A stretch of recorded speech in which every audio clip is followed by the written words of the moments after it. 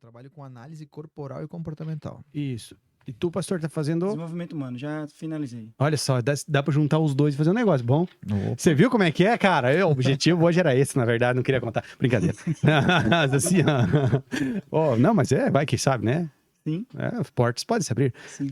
Mas isso que tu faz ali e que tu também faz, fale um pouco sobre, cara. Tipo, o que é fazer essa análise, Rafa? Assim, o que isso ajuda a pessoa? Como é que faz?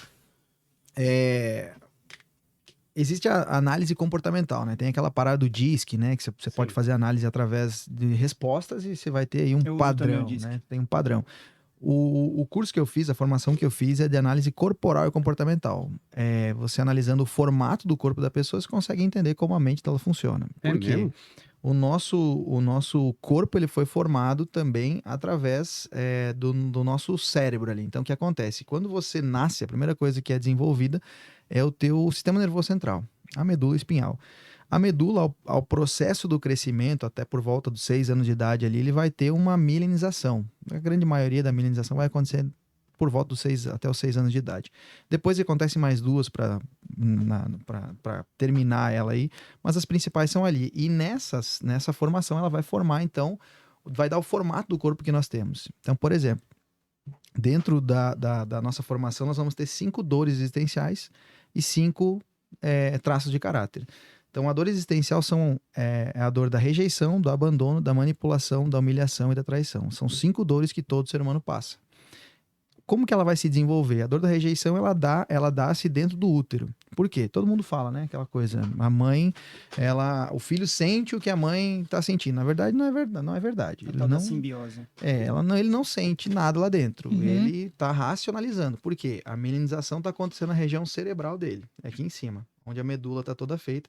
Lembra o girinozinho lá, no útero lá? Começa do girino ali, né? Nós daquela formação e ao redor todo o corpo. Então, a medula está feita. Então, no cérebro daquele feto, ele tem uma milenização que está acontecendo ali. E o que ele conhece? Ele conhece o mundo que está ao redor dele. Não sabe se a mãe é branca, preta, se é rica, pobre, não sabe nada disso. O que acontece é fisiológico. Então, vamos lá. O bebê está crescendo naturalmente, está tudo bem. A mãe está bem, o marido de boa, traz dinheiro para casa, a família top, a mulher não tem nenhum problema, ela não tem nenhum nível de estresse. Então, lá dentro, o útero está quentinho, está gostoso. Quando começa a acontecer níveis de estresse, começa a elevar, princípio de luta ou fuga. Então, o sangue que estava vindo para o útero vai para as extremidades para lutar ou fugir, para me proteger. Então, o que acontece com o útero? Ele vai ficar mais frio. Ficando mais frio, ele fica menor. Ficando menor, quando o bebê se mexe lá dentro, o que o cérebro vai entender? Esse mundo me rejeita. Então, o que eu vou fazer? Vou me mexer menos possível. Porém, a energia vai mais para a região da cabeça, para as extremidades. Toda dor traz consigo um recurso. Traço de caráter esquizoide, ele vai ter um formato do corpo mais alongado, mais pontas no corpo, você vai ver cotovelos mais salientes, e a cabeça é fenomenal, a cabeça é extremamente inteligente, pensa fora da caixa, tem ideias mirabolantes, são pessoas que, num ambiente como esse, o que mais vai ter ideia, mais vai ser criativo, é esse cara que é mais magrinho, cheio de pontas. Esse é o formato que o corpo dá. Porque eu preciso me proteger do mundo onde eu tô. Se o mundo tá me apertando, o que eu vou fazer? Entendeu? Então é proteção que vai estar acontecendo ali. Então essa é a primeira dor. Dor existencial, que é a dor da rejeição. O formato do corpo é um formato mais pontiagudo. Segundo é o oral, traço de caráter oral. Esse aqui ele já tá do primeiro mês de vida ao primeiro ano, onde a criança ela tá entendendo o mundo, né, junto com a mãe ali, né? Então, tudo que ele precisa, ele chora. Quer fazer xixi, chora. Quer mamar, chora. Então, por isso até o nome oral. É um nome que lá na época do Freud, lá atrás ainda, né, um cara deu lá, o Wilhelm Reich, foi quem deu esses nomes aí. E seguraram até hoje, né? Os estudos que a gente fez seguraram até hoje. E nesse sentido, o que acontece? Esse oral, ele vai ter uma dor, que é a dor do abandono. Pensa comigo, a criança está no meu colo, dormindo. Dormiu gostoso, né? Primeiro ano de vida, eu coloco ela dentro de um berço. Quando ela acorda num lugar que não é quentinho, não é gostoso, é um berço. Eu tô sozinho, tô abandonado, entendeu? Então ele começa a chorar, alguém vem, pega ele, traz uma solução.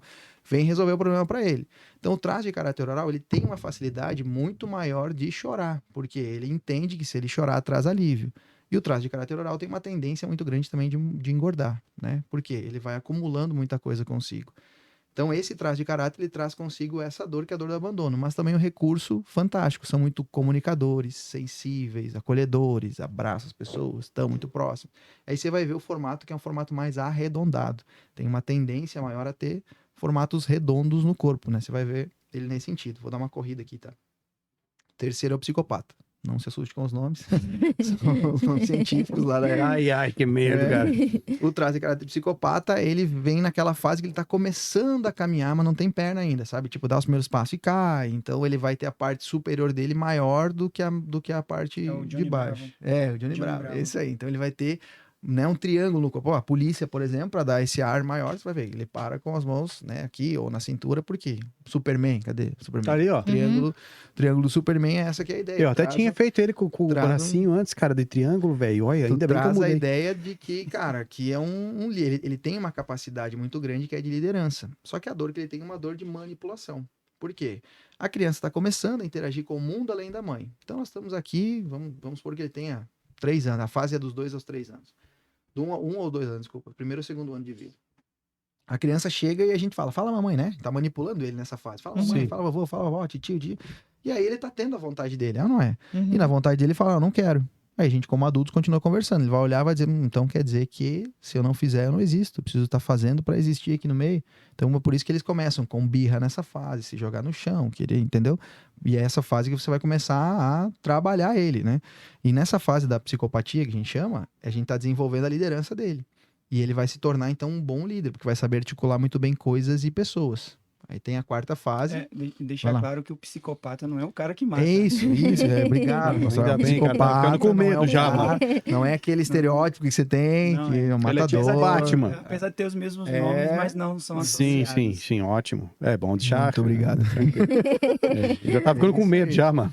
Aí nós temos o outro, que também não tem a ver com isso, que é o masoquista, que a gente chama, né? O caráter masoquista, que ele é mais quadrado, assim, ó, né? Então, por quê? É a fase que ele tá saindo das fraldas, dos 2 anos aos 3 anos e meio, né? Entenda que isso é só um marco, não é que acontece exatamente, mas é um marco. E nessa fase aqui, há uma expectativa nos pais que ele quer suprir. Então são aquelas pessoas que a gente não pode repreender eles na frente de todo mundo, que ele vai explodir. Por quê? Aconteceu o quê? No momento do desfraude dele, ele achava ou sabia que o pai tinha uma expectativa e o pai fala, pô, filho, você podia ter pedido pra mim ir no banheiro, né? Não precisava ter feito aqui. E aí aquilo pra ele foi, pá, meu Deus, né? Não supri aquilo que meu pai queria. Ou tem o contrário, também é verdade. O pai que chega e fala, pô, guri, você podia ter pedido, ou a mãe, alguma coisa que acontece aí no meio, né? Sempre tem essa questão de exposição. Então, a dor existencial é uma dor de vergonha, né? De humilhação. Então, ele não quer mais ser humilhado e envergonhado. Então, quando acontece qualquer coisa que ele possa ser exposto, ele vai se defender de alguma forma, né? E tudo na vida dele ele guarda. Ele tem até prisão de ventre com mais facilidade. Tudo ele guarda, ele coloca pra dentro de si, porque ele não quer expor. Em vez de ele colocar pra fora, desde um choro ou coisas assim, ele vai guardar. Ele não vai mais expor aquilo. Então você vai chegar pra essa pessoa e ele tende a não falar, mas quando ele explode, sai de baixo. Ninguém segura. E essa explosão geralmente vai acontecer em ambientes seguros pra ele. Que é quem? Casa, com marido e filhos, esposa e filhos, e pai e mãe. Esses são os ambientes que ele explode. Não vai explodir na rua. Vai explodir não, que é um ambiente seguro pra ele. Que seria como se fosse uma privada, entendeu? Onde ele ia colocar aquilo pra fora. Esse é o traço de caráter masoquista. Então, o formato é o formato mais quadrado, a dor existencial, a dor da humilhação, e o recurso que ele tem são pessoas extremamente metódicas, sabe? Coloca as coisas tudo dentro de caixas. Eu vou chegar lá, muito sistemáticos. Eu vou chegar lá, vou dar um passo aqui, ali, e vou chegar onde eu desejo. E o último é o traço de caráter rígido, né? O rígido, ele é aquela fase onde ele tá... O menino é apaixonado pela mãe, a menina pelo pai, aquele momento ali, né, existencial ali, e ele acha que tá perdendo alguém, né?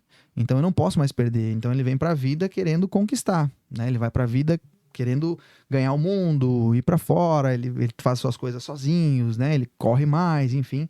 E o formato do corpo é um formato um pouco mais atraente, um pouco mais violão. São aquelas pessoas que chegam no ambiente, eles se apresentam, assim, tipo, o cara pode não falar nada, mas todo mundo fica... Cara bonito pra caramba, mano. Porque o próprio cérebro vai mandando essa informação para o corpo. Lá na fase do oral, por exemplo, o corpo, a mente está mandando informação para aquele corpo. É muito mais gostoso você pegar um gordinho, né? Um fofinho, um bebezinho cheio, né? De apertado que um cheio de ponta. Então o próprio cérebro faz isso. Do psicopata, a mesma coisa, né? O masoquista, para que ele pudesse suportar tudo que ele tem que fazer, tem que ter um corpo mais forte. Então, esse é o estudo que a gente faz, né? Então, o último traço, que é o traço de caráter rígido, ele vai ter isso. Ele tem uma dor existencial, que é a dor da traição, da troca, mas ele tem um recurso poderoso. São pessoas que vão pra vida, que querem conquistar, sempre estão indo avante, sabe? Tem esses poderes aí. E, tipo, todo mundo se enquadra em algum, todo mundo mas não tem como se enquadrar em todos. Na verdade, assim, todos temos todos. Eu ia dizer, porque eu tô pensando em mim. Mais que um. Eu pensando em mim. Assim como um temperamento também, né? Então, temos 4, a gente tem alguns que sobressaem, né? Exatamente. Tem alguns que sobressaem.